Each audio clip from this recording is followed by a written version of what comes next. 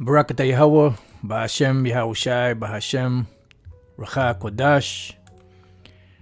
This is the continuation to Hope in Hopeless Times. Satan spiritually machine gun the line, but the gates of hell shall not prevail. So the word got to go on. I was just about to, if this thing was consistent, I was just gonna jump in the whip and just go somewhere and just turn the phone on, to go live on the phone. I don't really remember the last thing I said because it's been, I guess at least 20 minutes or so that I've been trying to get back on, and it didn't allow me to. So what we're gonna do is we're just gonna continue on, and we were dealing with hope.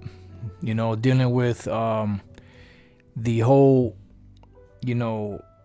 anchor, in the truth by the words of hope, by, this, the knowledge that we have. And this is why the scriptures say hope deferred maketh the heart sick, because in waiting for something, when it takes too long, you get a little impatient, but, it's a must to wait.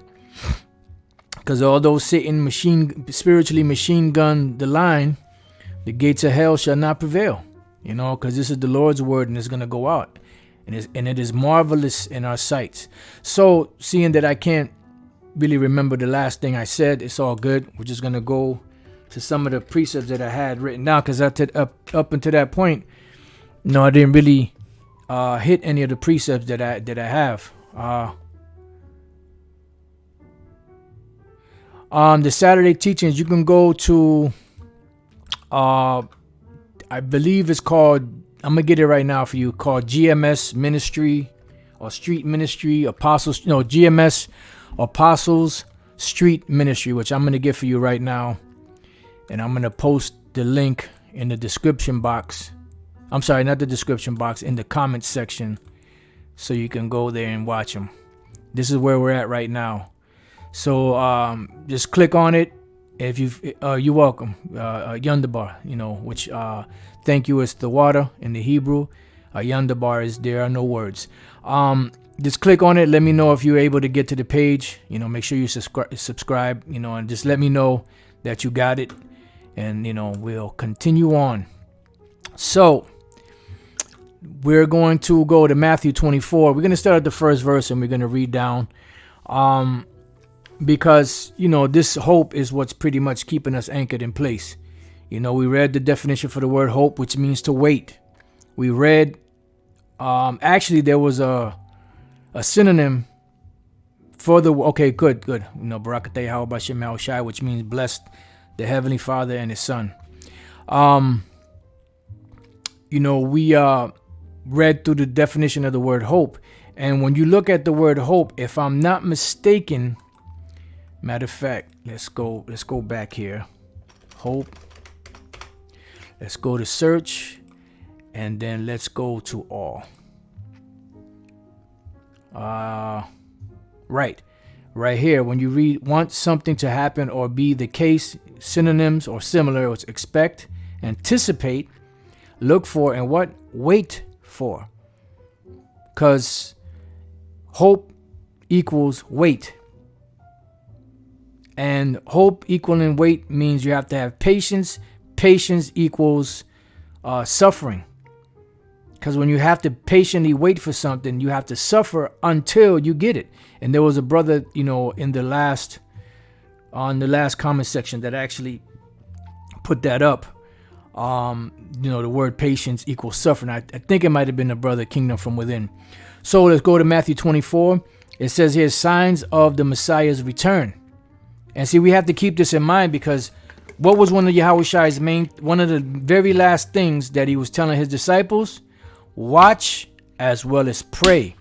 So what are we watching for? We are watching for the signs of the coming of the Son of Man, which is Yahushai. So let's start off at the top. Matthew 24:1. And Yahushai went out and departed from the temple, and his disciples came to him for to show him the buildings of the temple. And Yahushua said unto them, You see ye not all these things? Verily I say unto you, there shall not be left one stone upon another that shall not be thrown down. And that happened with the temple. You know, when the Romans, along with the help of Jake, because the main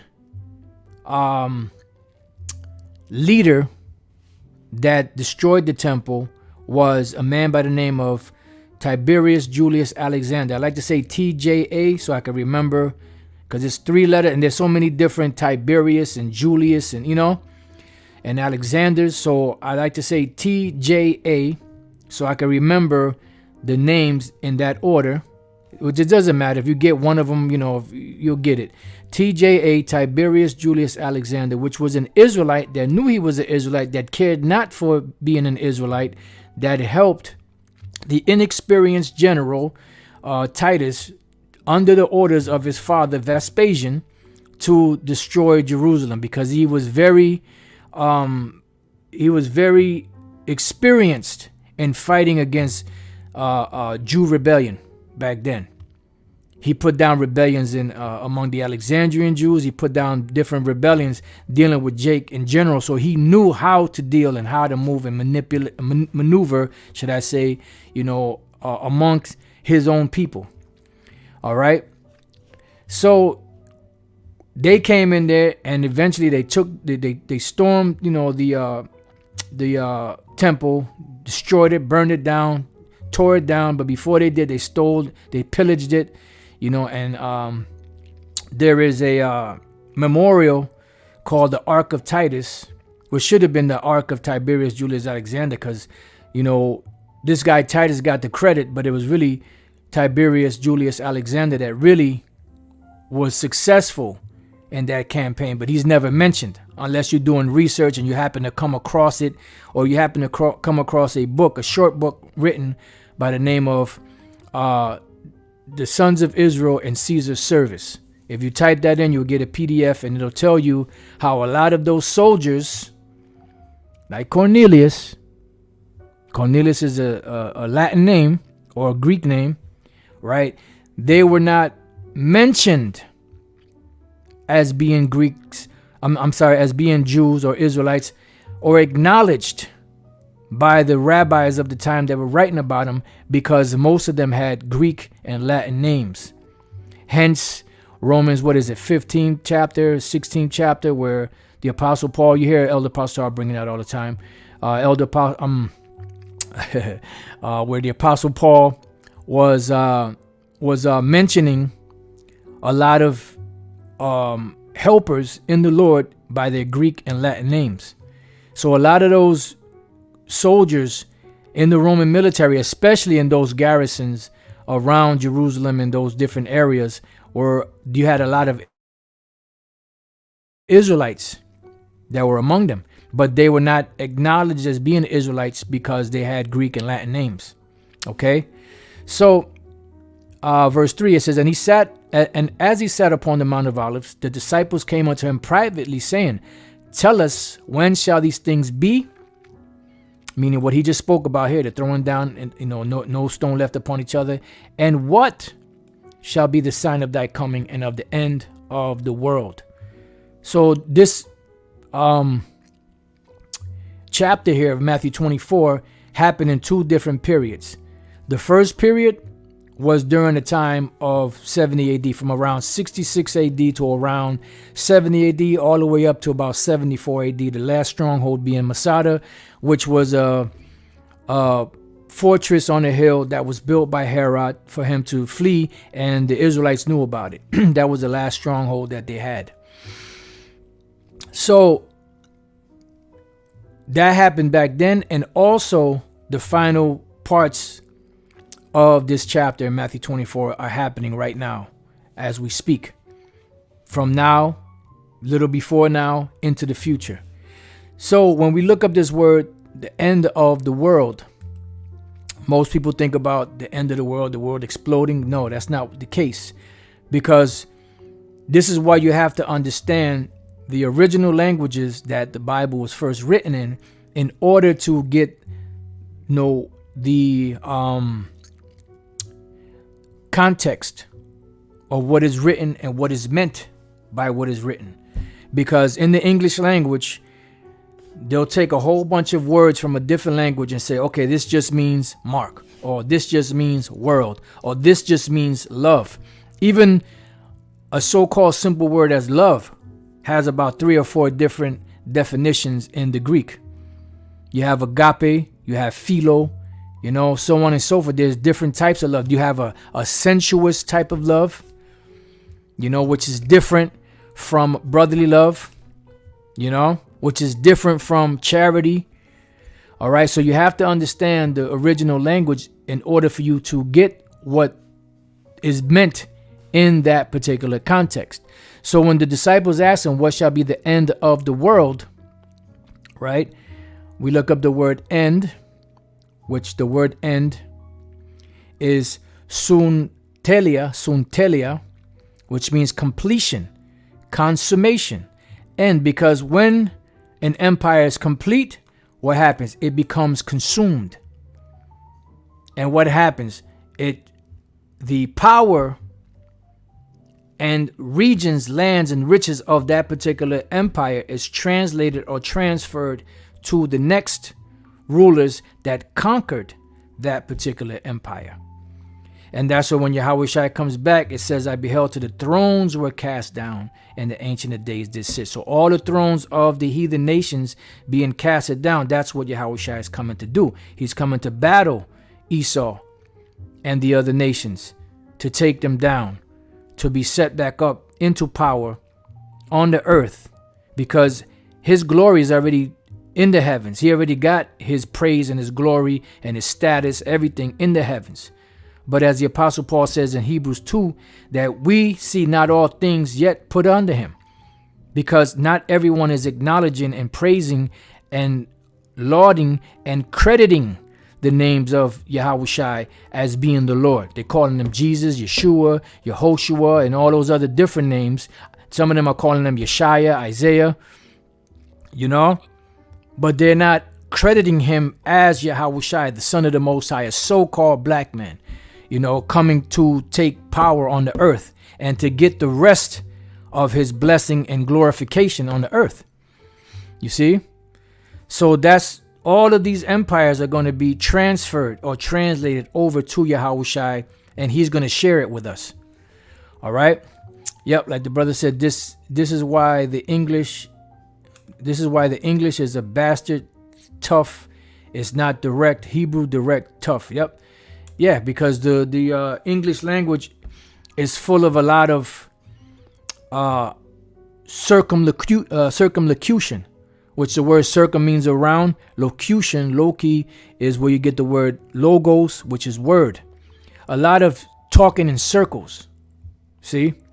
It's never direct. But in Hebrew, everything is direct. That's why when you hear Gad speak, even the way Gad spoke, they spoke direct. Me go kill white man now. Not all that other extra shit. As you have today. So the end of we go to the word world. This is G165. You have ainos, or we say eon. Right? Eon, which is one form of the word world. There are many worlds. When you go to Hebrews, the 11th chapter and the first verse, the third verse. Through faith, we understand that the worlds, plural, were framed by the word of the Most High, so that the things which are seen were not made of things which do appear, which was Yahushua and the angels, which the Most High created. Yahushua, he created the rest. So these worlds, I believe this word is eon here. Yep, eon. So there were many different eons created back then. Just like you have the word cosmos. And the word cosmos, it depends on the context, and that's the arrangement. It's an arrangement. All right? And even when you look in the red Bible that we have, you look in the back, in the concordance, Just bear with me 1 second. And when you look up the word world,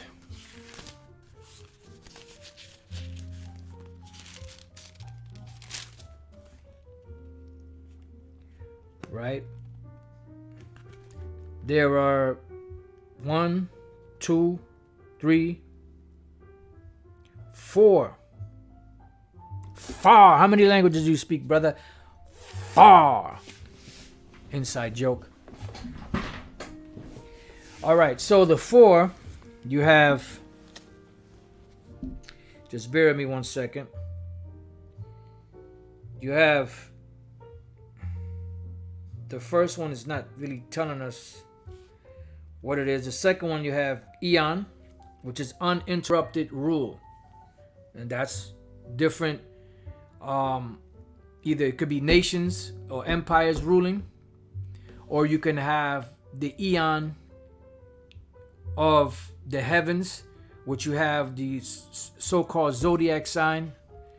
And the zodiac sign, there are certain, I believe it's 2,100 years or something along those lines, which is an uninterrupted rule from one sign to the next. You have Pisces, and you have Aquarius, and you have Sagittarius, so on and so forth. You know, so that's an eon. But you also have eons on the earth as far as rulerships. So it's an uninterrupted rule. The next one is cosmos, which is organization. It's an organization, people of the same genus, keeping the same laws, statutes, commandments, the same ideologies. And that is dealing with the nation of Israel.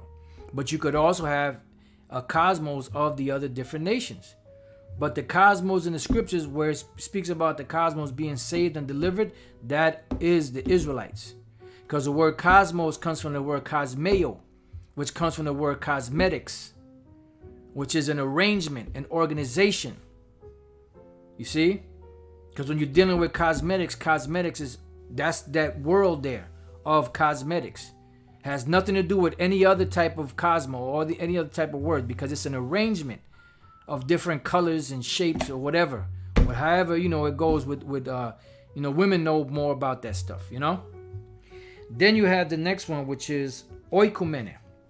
And the word oikumene says inhabited earth, which that's the right sense of the word oikumene. So now, if we read in St. John 3:16, I'm sorry, is it St. John 3:16? Yeah. For God so loved the world. If the word oikumene was there, we had no foot to stand on. You see? Why? Because that comprises the whole entire world. When you go to 1 John, the 2nd chapter, I forget what verse it is, the Apostle John was saying that the Lord, something about the whole world. The word whole in the Greek is holos, and then the word world is cosmos. Because the whole cosmos, or the whole world of the nation of Israel, will be saved eventually in the kingdom of heaven, because Yahushua died for all of them. But the only thing is, in this time, the ones that don't believe in him are going to die in their unbelief, in their sins. But in the kingdom of heaven, they'll come back to the ones that make it. So the whole of Israel, which is the seed of the promise to Abraham, you know, that's the ones that's going to receive that blessing. All right, now there's another word for world, which is the word gi or gay, which means also the whole inhabited planet Earth. When you go to Revelation 3:10, it speaks about the word world, which in the oikumene sense, the whole world, and it also says earth. And I believe that word there for earth is gay or gi. Let's see. I mean, this is going in a little different direction, but it's all spiritual. Hey, well, I have to steal a line from Elder Apostle Tahar. There are lessons within lessons. See, you have the word there, world for oikumene, right? Matter of fact, let's read it. Salakia. It says, because thou hast kept the word of my patience, suffering, I also will keep thee, protect you from the hour of temptation, which shall come upon all the world, oikumene sense, to try them that what? Dwell upon the what? The earth. And when we look up the word earth, it's the word gay or gi. In this case, it's gay. Strong's G 1093. Gay, right? Some say gi, some say geo. Like you have the word geography.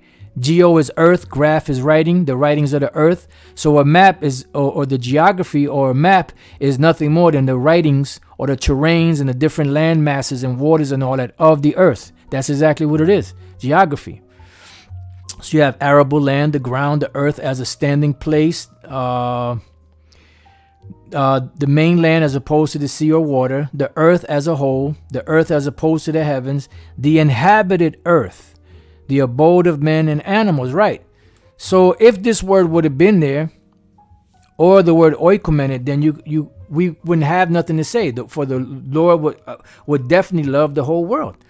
But the reason why Yahushua came was to shed his blood, because that was the agreement that the Most High made with the nation of Israel. If you break my laws, you're going to sign this contract I'm going to give you. And if you break these laws, what you're going to have to do is you're going to have to sacrifice such and such an animal or bird or whatever the case may be, lawful, to receive a remission or forgiveness for that particular sin.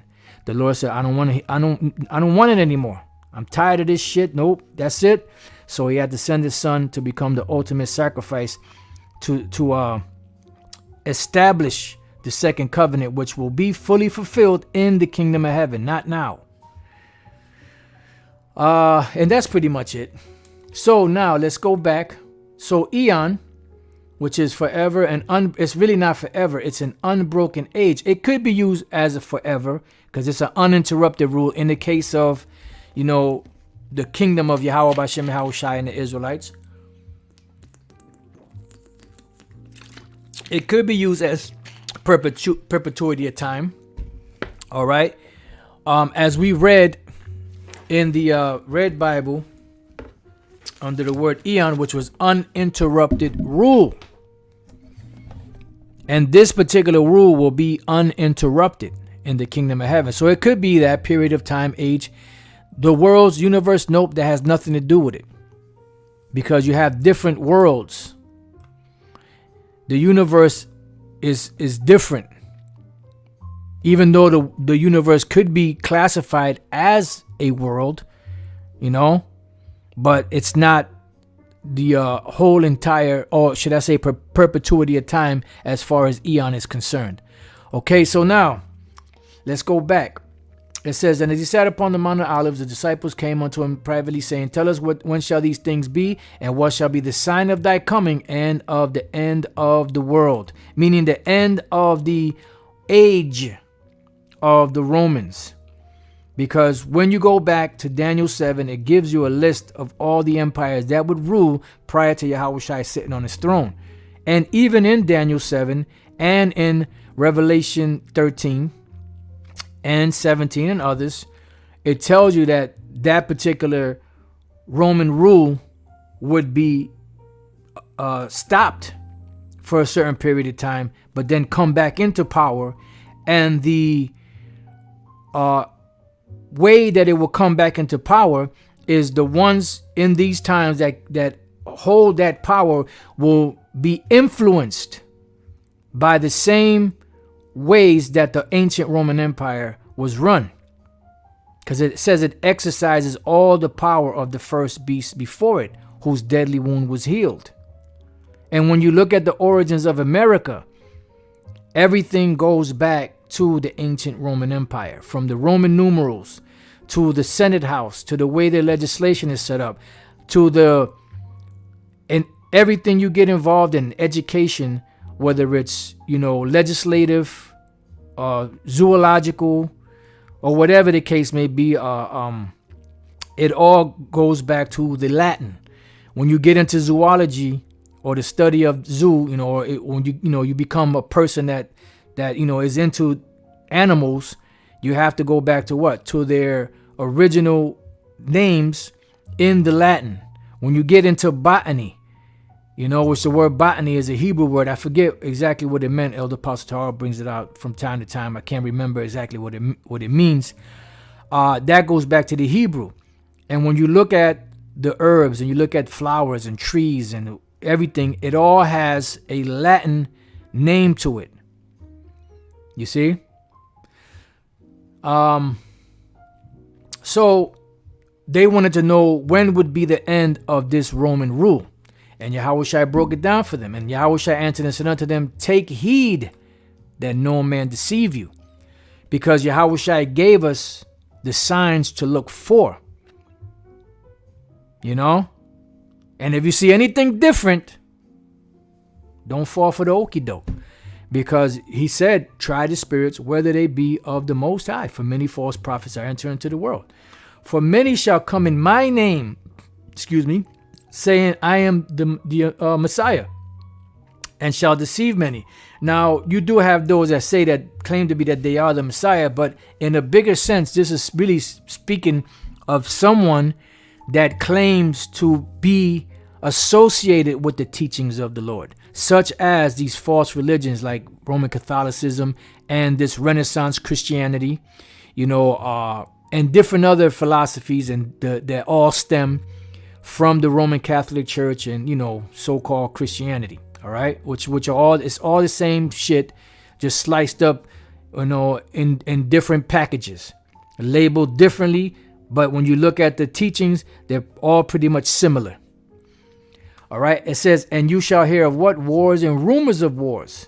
And don't we hear about that on a large scale? Wars and rumors of war, the drums of war are beating. See that you be not troubled. Why? Because we're not supposed to be troubled, because we're supposed to be rejoicing, because for all these things must come to pass. But the end is not yet.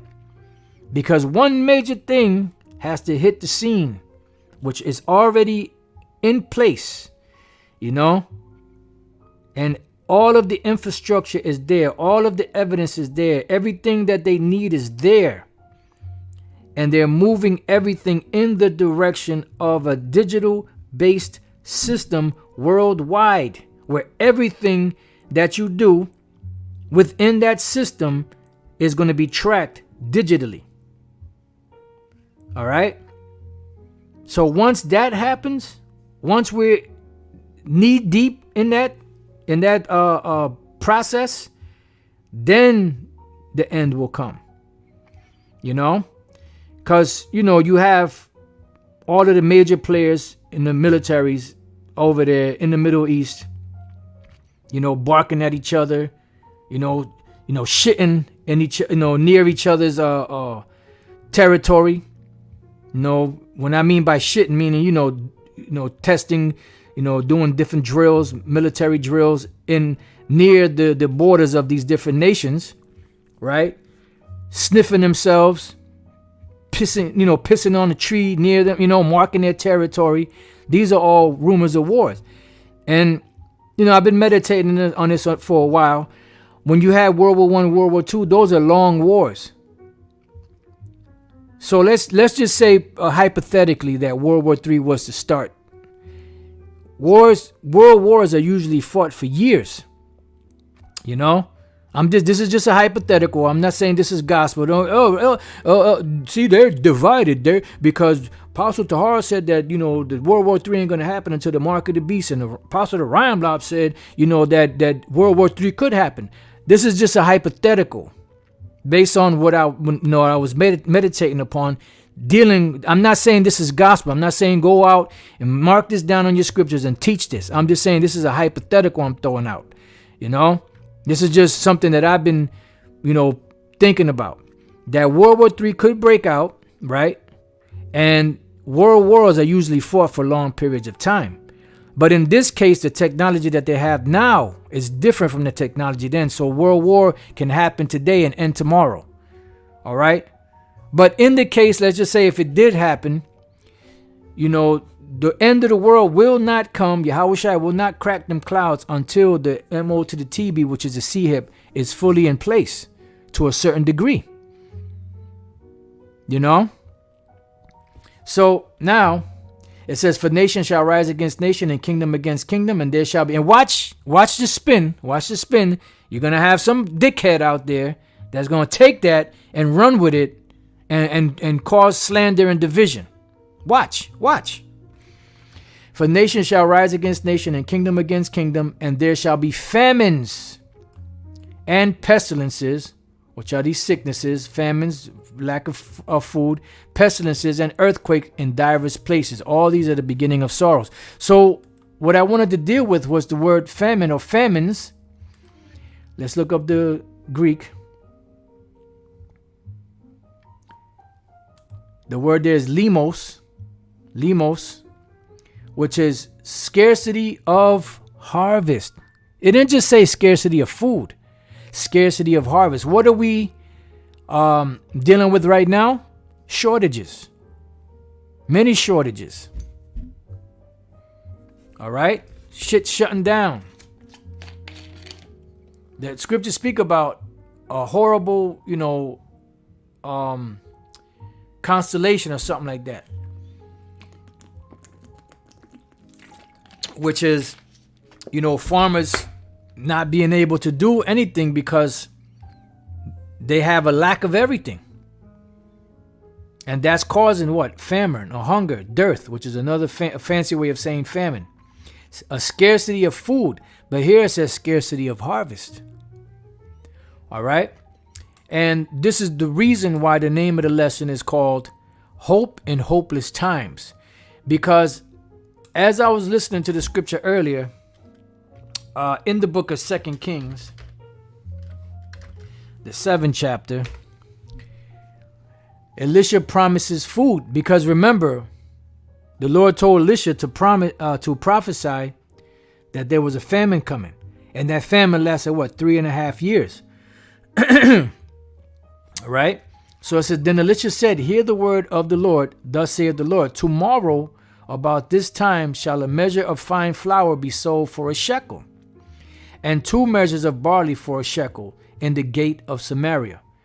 Then the Lord on whose hand the king leaned answered the man of the Most High and said, behold, if the Lord would make windows in heaven, might this thing be? So he doubted. Now this was the king's right hand man. The king leaned on him for things that he needed to do. And it says, and he said, behold, thou shalt see it with thine eyes, but shalt not eat thereof. All right. Check this out. 4 lepers relate Arameans' flight. Because you had the Syrians that had surrounded Jerusalem, a siege. Right? It says, and there were 4 leprous men at the entering in of the gate, and they said one to another, why sit we here until we die? If we say we will enter into the city, then the famine is in the city, and we shall die there. And if we sit still here, we die also. Now therefore come and let us fall unto the hosts of the Syrians, meaning their armies. If they save us alive, we shall live. And if they kill us, we shall die. Because pretty much they were at the point where they had nothing to lose. So we could either sit here and starve, we could go into the city and starve, or we could just fall into the hands of the Syrians. If they kill us, pretty much we were dead anyway. But if they save us alive, then we shall live. And they rose up in the twilight to go into the camp of the Syrians. And when they were come to the uttermost parts of the camp of Syria, behold, there was no man there. In the midst of what? A famine. Here it is. These military men that were fighting against Israel, they were nowhere to be found. And these 4 leprous men rolled up into the camp of the Syrians to surrender so that they could eat and survive or be put to death. Right? For the Lord, Yahweh Bashem Al-Shai, had made the host of the Syrians to what?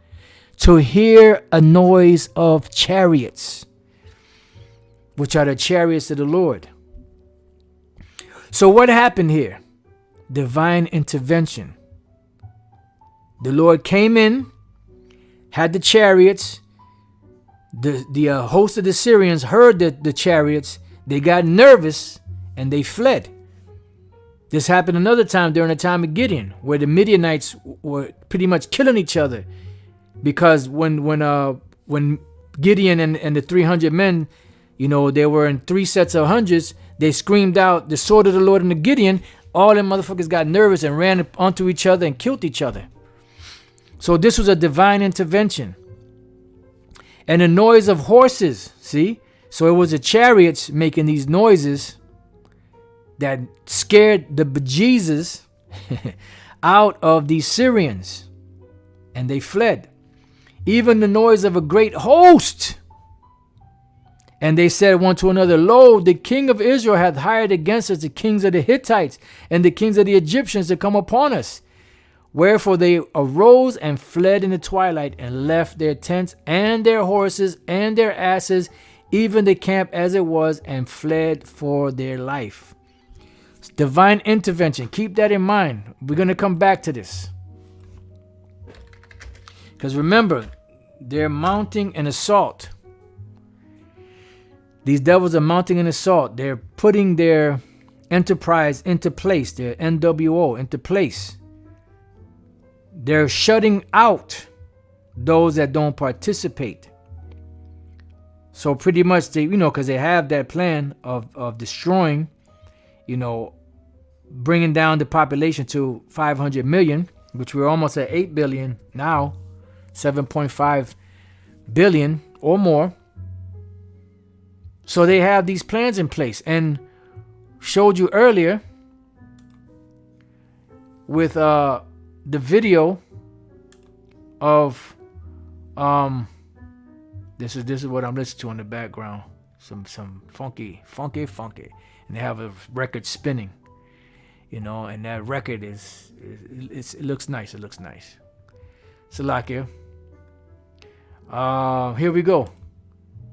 I put this in the description box of the other video, so you can click on that and go there. Heed the warning. This is Dabu 7. Heed the warning. Centuries-old hunger stones emerge from dry riverbeds and drought-stricken regions. Because drought brings famine. Because when there's no water, there's no watering of the crops. There's no seeds. You see? And that's going to bring forth a famine. So, Isaiah 59:19... So shall they fear the name of the Lord from the west. We're in the Western Hemisphere. America, Babylon the Great. The Lord Yahweh's name has been proclaimed. We're fearing that name and the name of his son. And his glory from the rising of the sun. Because you have Jake's waking up on the other side of the world also. When the enemy, Esau, shall come in like a flood with his military, the Spirit of the Lord shall lift up a standard against him. So there's going to be some type of divine intervention, which is going to be favorable for us and unfavorable for them.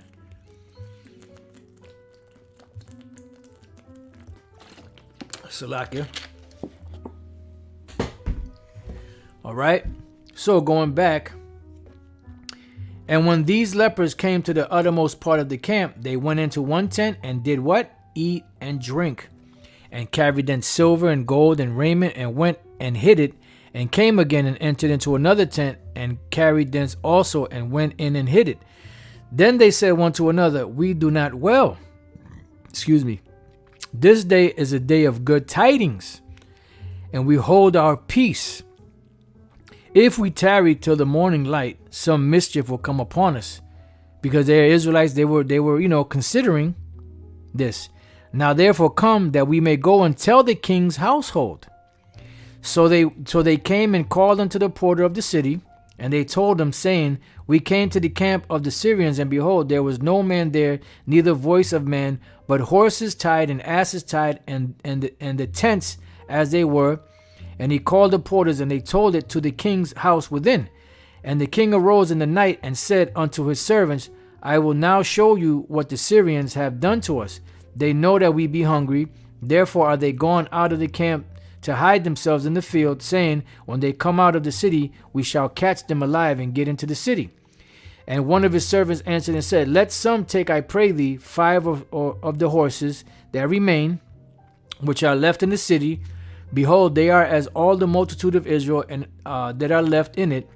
Behold, I say, they are even as the multitude of the Israelites that are consumed. And let us send and see. They took therefore 2 chariot horses, and the king sent after the hosts of the Syrians, saying, Go and see. And they went after them unto Jordan, and lo, all the way was full of garments and vessels, which the Syrians had cast away in their haste. And the messengers returned and told the king. And the people went out and spoiled the tents of the Syrians. So a measure of fine flour was sold for a shekel, as the prophet prophesied. Just like in these times, the MO to the TB is going to come, and everything else that the Spirit has had us prophesying about. And 2 measures of barley for a shekel, according to the word of the Lord. And the king appointed the Lord on whose hand he leaned to have the charge of the gate, the one that doubted, the one that talked shit. And Elijah told him, you're going to see it, but you ain't going to taste of it. So keep in mind, this dude is hungry too, just like the rest of the people. And the people trod upon him in the gate, and he died, hungry, broken, and faithless. As the man of the Most High had said, who spake when the king came down to him. And it came to pass, as the man of the Most High had spoken to the king, saying, 2 measures of barley for a shekel, and a measure of fine flour for a shekel, shall be tomorrow about this time in the gate of Samaria. So what is the moral of the story here?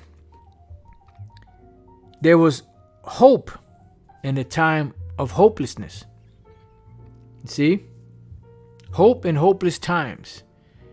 Just when it was critical to where it didn't seem like anything was going to happen, that there was no hope, there was nothing there. It seemed like the Lord abandoned Jake. What happened? A divine intervention, a grand miracle appeared out of nowhere, and they were taken care of. Same thing was going to happen in these times. How it's going to happen, we don't know. But the scriptures say that my servants shall eat, but you shall be hungry. The ones that disbelieve are going to be like this individual here that doubted. They're going to see it and they're going to die. It says, and the Lord answered the man of the Most High and said, Now behold, if the Lord should make windows in heaven, might such a thing be? And he said, Behold, thou shalt see it with thine eyes, but shalt not eat thereof. And so it fell out unto him, for the people trod upon him in the gate, and he died. Boom. So that's the whole point here. Hope in hopeless times. Something of a divine intervention. Something that the Lord is going to do. Whether it be with the chariots, whether it be the angels appearing, however it happens, whether something just materializes out of the spirit world, where there's food and there's, because the scriptures say, my servant shall eat. So it ain't going to be like you're going to find some old, crusty, rusty food, McDonald's food that has half molded and you got to rip part of it out and eat. No. It's going to be, because it says my servants are going to eat. They're going to be joyful. They're going to sing, So there's going to be something there of a divine intervention that's going to bring hope in hopeless times. So with that, I pray that you brothers and a few sisters have been edified. Till the next time I say shalom.